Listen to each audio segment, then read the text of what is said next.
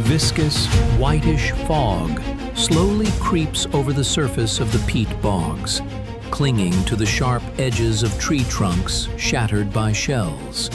In this fog, sounds become muffled, and time seems to stand still, turning into a thick, sticky substance. A young man, whose name was lost in the endless lists of personnel, presses deeper into the cold, moisture-soaked earth. His fingers, numb from constant contact with icy water, convulsively grip the rifle, which in recent months has become an extension of his own body. He does not look ahead, because he knows. There, beyond the veil of vapor, they rise, the Sinyavino Heights. Low, at first glance almost inconspicuous hills, which on this autumn morning seem to be the only solid ground in a world of endless swamps. But this solid ground is occupied by others. From there, from a height of 50 meters above sea level, hundreds of eyes, hidden behind concrete embrasures and deep trenches, watch his every move. Seconds stretch into minutes until the piercing sound of a whistle breaks the silence, forcing hundreds of people to rise from the liquid mud and take their first step towards the elevation, which for most of them will be their last earthly image. This is how every morning began for many months, turning this patch of Leningrad land into a place where nature itself seemed to rebel against human presence. To understand why thousands of people again and again rushed to these fateful slopes, one must look at the map of that time. The great city on the Neva found itself in a vice, cut off from the rest of the country by a narrow land bridge. In the area of the city of Schlisselburg and the village of Sinyavino, German troops held a corridor only 12 to 15 kilometers wide. This was the so-called Schlisselburg-Sinyavino salient, which became a lock on the gates leading to the salvation of hundreds of thousands of starving residents. The problem was that this entire territory was a gigantic bowl of peat bogs, in the center of which, like natural fortress towers, the Sinyavino Heights dominated. Whoever owned these hills controlled all movement within a 10-kilometer radius. Without capturing this position, any attempt to break the encirclement turned into movement along the bottom of a well under the sights of experienced shooters. In the autumn of 1941, the situation became critical. When the ring around the city closed, the military leadership realized Sinyavino is the key. But this key was hidden in a labyrinth created by geography itself. Peat workings, which had supplied the city with fuel before the active operations began, now turned into insurmountable traps. Ditches filled with water, deep funnels hidden under a layer of duckweed, and the absence of any solid roads made the movement of heavy equipment practically impossible. Artillery, which was supposed to clear the way for the infantry, got stuck up to its axles in the soft ground. Soldiers literally had to carry shells by hand for kilometers from firing positions. Under such conditions, planning operations turned into a competition between the will of the command and the harsh reality of the landscape. The first attempts at an offensive showed that classical tactics did not work here. But time was pressing, and decisions were made based on the need for immediate results, which laid the foundation for future tragic events. The external appearance of the confrontation in this sector of the front was striking in its monotony and cruelty. German defenses on the heights were built according to the latest word in fortification science of that period. They used the advantage of height, creating a multi-layered fire system. Every square meter of the swamp below was sighted in. Soviet units, arriving as reinforcements, often entered battle directly from the march, without even having time to familiarize themselves with the terrain. A frontal assault became the main method of engagement. Again and again, battalions rose to attack, overcoming open spaces under crossfire. The visible conflict lay in the clash of two war machines. One relied on powerful defense and technical superiority in positioning, the other on inexhaustible human resources and the necessity of a breakthrough at any cost. The supply of Soviet troops across Lake Ladoga was extremely limited, leading to a constant shortage of ammunition for heavy guns. This meant that the infantry often advanced on fortified bunkers without proper preparation, hoping only for the element of surprise, which was almost impossible to achieve in an open field or on an open swamp. The political significance of breaking the blockade outweighed strategic expediency. Each unsuccessful operation in the Sinyavino area in 1941 and 1942 required explanations to the higher leadership. Generals, under immense pressure, often could not admit the impossibility of completing the task under current conditions. This led to reports in which the ferocity of enemy resistance and difficult weather conditions were presented as the main reasons for failures, while the true problem lay in the very structure of the attacks. Soldiers saw their comrades disappear into the peat bog, but the next morning, a new order, identical to the previous one, arrived. The enormous number of people directed into this bottleneck created an illusion of power, which in reality was shattered by the well-organized defense of small but excellently fortified enemy groups. Saving shells in some areas led to colossal losses of personnel in others, creating a terrible imbalance that became a characteristic feature of the battles for the Sinyavino Heights. Behind the external reports and army movements lay a deep internal rift, running through the soul of every participant in the events. Mid-level commanders, captains and majors found themselves in a situation of unbearable choice. On the one hand, they saw the futility of frontal attacks on the fortified slopes of the heights, where their subordinates became easy targets. On the other hand, non-compliance with orders in wartime was considered treason. This psychological pressure broke people faster than enemy bullets. In memoirs and letters of those years, which passed through strict censorship, this sense of doom still slips through. Soldiers who spent weeks in cold trenches filled with knee-deep water lost their sense of reality. Life in the Sinyavino swamps was devoid of even minimal comfort. Starting a fire meant revealing oneself. Digging a dry dugout in the peat was impossible. Constant dampness led to diseases, which claimed no fewer lives than active combat. Each fighter's personal conflict lay in overcoming the paralyzing fear of the unknown and the obviousness of the outcome. Many understood that their participation in another attack was merely a way to pinpoint enemy firing positions at the cost of their own lives, so that the next wave might advance 10 meters further. This gave rise to a special form of fatalism. Among veterans of the Leningrad front, grim jokes circulated that Sinyavino was a place of no return, but only a transition into eternity through a peat abyss.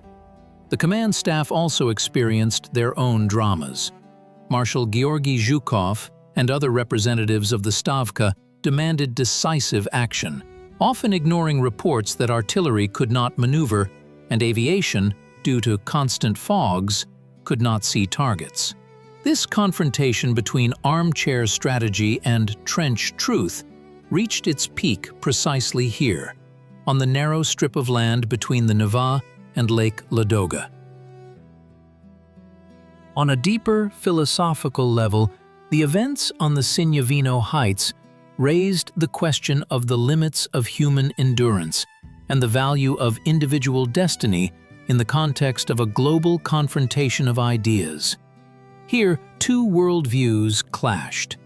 One viewed man as a cog in a huge mechanism, a resource that could and should be expended to achieve the great goal of saving the cradle of revolution. The other system, opposing itself to the whole world, cynically used its superior position to methodically destroy those it considered inferior. The paradox of the situation was that to save millions of Leningrad residents from starvation, tens and hundreds of thousands of soldiers had to be sacrificed in swamps that themselves had no value. This mathematics of life and loss was horrifying. The moral dilemma, do we have the right to demand the impossible from people, received its harshest answer on the Sinyavino Heights. The very nature of these places, where land and water are mixed into a homogeneous mass, became a metaphor for how personal ambitions, fear, heroism, and despair blended into one endless tragedy. The ideological conflict was also manifested in the perception of space. For the German command, the heights were a fortress that had to be held at all costs to starve the city. For the Soviet leadership, it was a barrier that had to be crushed regardless of the density of fire. Neither side for a long time wanted to find bypass routes or change strategy. It was a clash of two steel wills, where the battlefield was yielding, squelching mud. In this mud, not only people and tanks drowned, but also entire military doctrines of the early 40s. The necessity of breaking the blockade was an absolute truth, beyond doubt, and it was this absoluteness that made the methods of achieving the goal so ruthless. The situation only began to transform in late 1942, after a series of unsuccessful operations that cost the lives of a huge number of fighters. It became evident that the former methods of warfare had exhausted themselves. The command of the Leningrad and Volkhov fronts began to realize that the key to success was not simply a mass of people, but subtle coordination and engineering preparation. The moment arrived when quantity transitioned into quality, but the price of this transition was paid with years of failures. New types of small groups, capable of operating in swamp conditions, began to be developed, and the construction of special corduroy roads began, which allowed artillery to be covertly brought up to the front line. The perception of the heights themselves also changed. From an unattainable symbol, they turned into a concrete tactical task, requiring not only courage, but also mathematical calculation.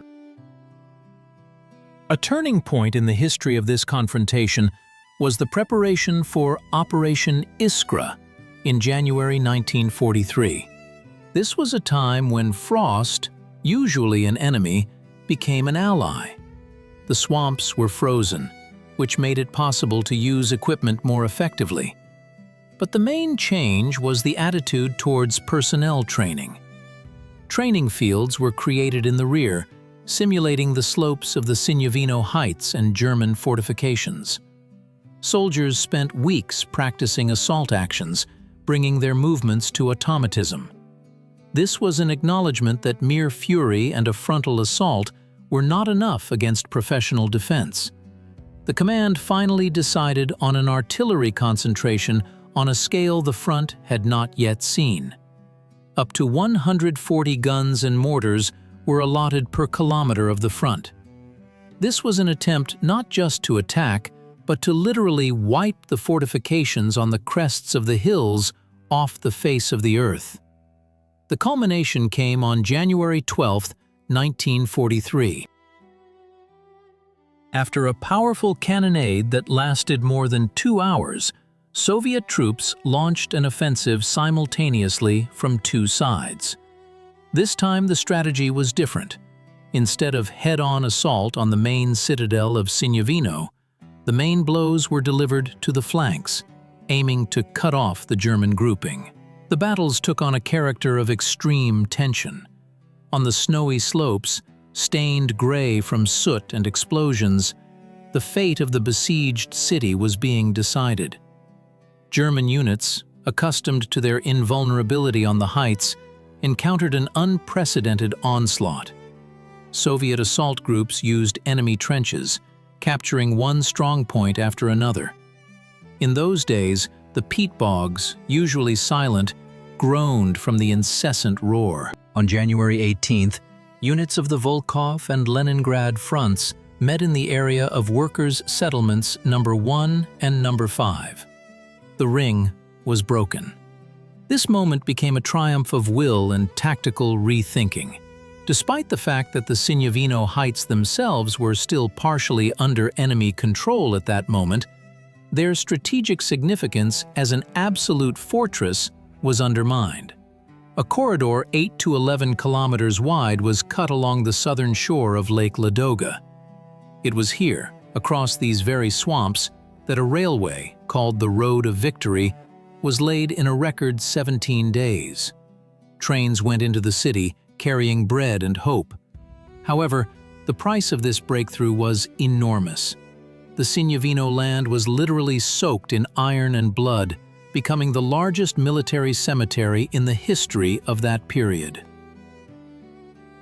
The culmination of this multi-year drama showed even the most impregnable positions fall when perseverance is supported by knowledge and resources.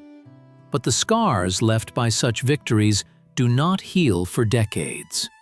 The resonance of events on the Sinyavino Heights extends far beyond military history. Today, more than 80 years later, these places remain a silent reproach and, at the same time, a monument to incredible resilience. The lessons we learn from this peat grinder are universal. Firstly, it is the realization that in any conflict, human resources should not be considered an endless tool for correcting planning errors. The tragedy of Sinyavino teaches us that professionalism and the value of each life are the key not only to moral righteousness, but also to ultimate success. The cynicism with which decisions were sometimes made to rush fortified heights without support serves as a warning for future generations of leaders in any field of activity. Secondly, the Sinyavino Heights demonstrate the paradox of memory.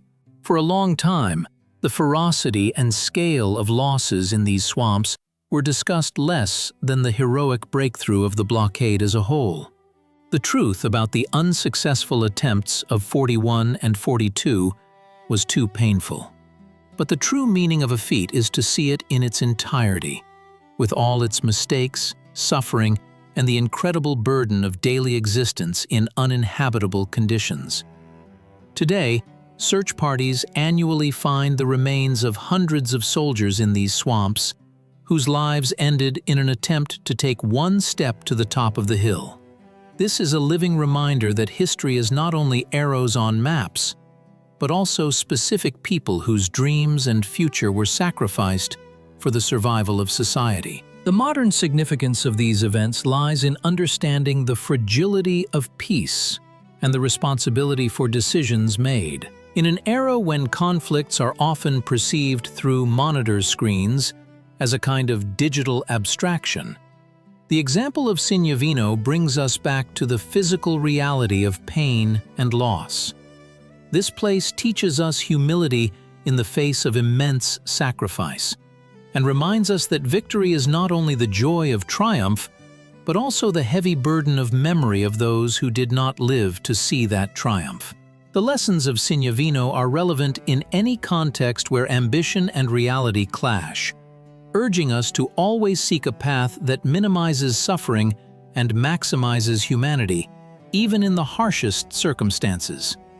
Concluding this narrative, we once again return to that very foggy morning in the peat bogs. That young soldier whose hands trembled from the cold in 1941, and that veteran who stands atop the Sinyavino Heights today, looking at the peaceful landscape. These are two sides of the same coin. Today, trees grow here, and in place of former craters, only small, moss-grown depressions are visible. Nature strives to heal the wounds inflicted on the Earth's surface by millions of tons of metal. But beneath this layer of new life, evidence of the greatest drama is still hidden. The Sinyavino Heights have ceased to be merely a point on a geographical map. They have become a symbol of overcoming the impossible and a tragic reminder of the price humanity pays for freedom and the right to a future. The endless series of attacks, which seemed to contemporaries like senseless cruelty, ultimately formed a single chain of events that led to the city's salvation. But this outcome does not negate the bitterness of losses. When we look at these hills today, we see not just an elevation, but a monument to a spirit that did not break even when the ground literally slipped from underfoot. The encirclement closed and was broken. But the echo of those shots and the quiet rustle of the peat fog will always remind us how important it is to cherish life and remember those who gave all their time here so that our time could continue. The cycle has closed. The path from the first desperate step into the swamp to the realization of the historical significance of this sacrifice has been trodden. And when the fog next descends over Sinyavino, it will no longer seem like a veil of uncertainty. It will be a veil of memory, carefully covering the land that saw too much sorrow but never surrendered. We leave these heights with a feeling of deep respect and an understanding that every hill on our land has its voice, if we are willing to listen. And that voice whispers to us that there is nothing higher than truth, even if it is hidden beneath a thick layer of cold peat.